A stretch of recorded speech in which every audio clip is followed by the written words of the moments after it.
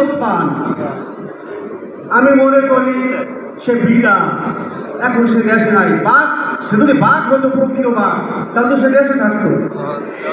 রাষ্ট্রীয় ক্ষমতায় থেকে বিড়াল বাঘ হওয়া অতি সহজ। তা অতএব এই বিড়ালদেরকে আমাদের বাঘ বানিয়ে লাভ নেই। আর এই বিড়ালরা কখনো আমাদের কাছে আসবে না, এই সমাজে আসবে না। এই শেখ হাসিনা এই বাংলাদেশে দ্বিতীয়বার প্রতিষ্ঠিত হবে বলে আমি শতভাগ নিশ্চিত হতে পারবে না। যেহেতু পারবে না, এই দেশ আমাদের।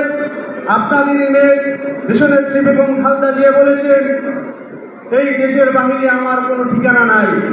উনি মৃত্যু সজ্জায় থেকেও এই দেশকেই ভালোবেসেছে। কিন্তু এই দেশ বিভিন্ন টকশোতে বলতো যে বিএনপি ক্ষমতায় আসলে প্রধানমন্ত্রী হবে, এই বিএনপির নেতৃত্ব দেবে। আপনারা আমাদেরকে প্রশ্ন করেন, আজকে আওয়ামী লীগের নেতৃত্ব কে দিচ্ছে? আওয়ামী লীগের কোন নেতৃত্ব আছে? ভবিষ্যতেও থাকবে না। অর্থাৎ এই দেশ শহীদ রাষ্ট্রপতি জিয়াউর রহমানের আদর্শে চলবে। এই দেশ গণতন্ত্রের মা দেশনেত্রী বেগম ছাত্র জনতা আন্দোলনের একমাত্র যে নেতৃত্ব দানকারী দেশনায়ক তারেক রহমানই এই আন্দোলনের নেতৃত্ব দিয়েছেন। যত গভীরে যাবেন ততই জানতে পারবেন, বুঝতে পারবেন এই নেতৃত্বে কে ছিল।